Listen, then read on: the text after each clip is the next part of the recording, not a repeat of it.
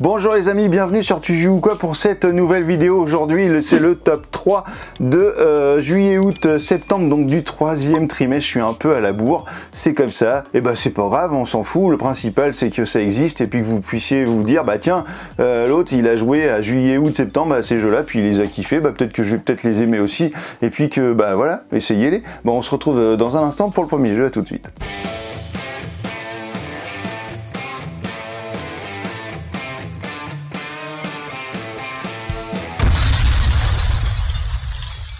Alors le premier jeu, eh bien je vous en ai déjà parlé sur la chaîne, j'ai déjà fait une vidéo, il s'agit d'une très grande boîte de chez Intrafin Games, il s'agit de DVD et Impera. Voilà, ça fait partie des jeux que j'ai découverts sur cette période et qui m'ont énormément plu. Voilà, DVD et Impera, c'est un jeu, vous avez de la vidéo qui est juste ici, et dans ce jeu vous allez donc incarner un clan, et dans ce clan vous allez donc arriver dans le Londres, un Londres un petit peu dévasté, dans lequel vous allez devoir chercher des cellules énergétiques et puis des matériaux pour pouvoir ensuite les dépenser dans les différents marchés, même le marché noir, pourquoi pas. Vous allez même contrôler des drones, vous allez également pouvoir construire des ascenseurs, car dans ce jeu vous avez des niveaux différents, et en plus ils sont vraiment là, les niveaux, ils existent dans le jeu. Vous avez des plateaux à différents niveaux, comme ça que vous allez assembler au début d'ailleurs, hein, comme je vous le disais, préparez bien votre première partie, ne comptez pas ouvrir la boîte et jouer dans les 5 minutes, ça va pas le faire, il va falloir tout monter, donc ça prend un peu de temps.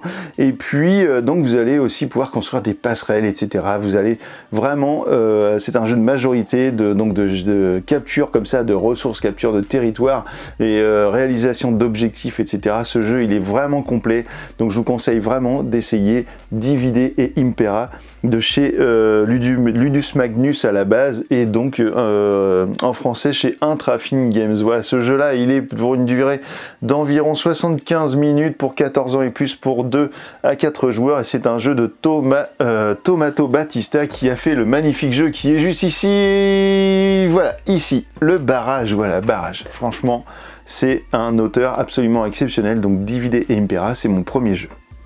Pour le deuxième jeu, eh bien, on ne va pas changer d'éditeur, puisqu'on va rester chez Intrafin Games avec Confluence Sidérale édition remasterisée, parce que ce jeu-là, on l'a découvert, c'est un jeu de Tochetti Deichmann. C'est pour combien de joueurs ça? Pour 4 à 9 joueurs. Ah oui, c'est à partir de 4 pour 14 ans et plus, pour une partie d'environ 120 minutes. Donc c'était chez WizKid, édité en français chez Intrafin Games. Donc c'est un jeu absolument génialissime. C'est hors du commun, et ce jeu-là, il est vraiment top de chez tops. Franchement, faire un top jeu sans mettre Confluence Sidérale, bah, c'est presque une faute de goût, on va dire. Donc en fait dans ce jeu là vous allez incarner une race extraterrestre, et toutes les races extraterrestres qui seront présentes vont se retrouver en gros autour d'un conseil, et vous allez devoir donc travailler ensemble pour échanger des matériaux, puisque vous allez voir que dans ce jeu la phase de négociation est très importante. Donc vous allez pouvoir échanger tout ce que vous voulez dans le jeu, sauf des points de victoire. Par contre les points de victoire, il n'y aura que quelques moments bien précis où vous pourrez le faire, qui vous seront indiqués par le jeu. Mais par contre vous allez devoir comme ça donc faire de la négociation, vous allez créer des inventions que vous allez partager avec les autres joueurs, et ces inventions vont vous débloquer d'autres trucs, etc. Enfin vous allez voir que c'est absolument dingue. Il vous faut une énorme table, parce que sinon ça rentre pas. Parce que 4 joueurs, vous allez voir que le jeu il se développe, mais de ouf. Vous allez avoir des cartes dans tous les sens. Donc Confluence Sidérale, je vous propose de regarder cette vidéo là que j'ai faite sur le jeu, et je suis persuadé qu'en voyant la vidéo vous allez tout comprendre, et parce que c'est pas si compliqué, et puis mais ça peut faire peur, et puis donc vous allez avoir envie d'essayer Confluence Sidérale. Voilà, ça c'est mon top 2. Le troisième jeu, eh bien, il s'agit de Flamecraft. C'est un jeu de Manivega illustré par Sandar Atang, édité en français chez Lucky Duck Games. Voilà, donc c'est un jeu pour 1 à 5 joueurs, puisqu'il y a un mode solo avec 60 minutes de jeu. Donc dans ce jeu vous allez récupérer des ressources en visitant des petites boutiques, en embrasant des dragons.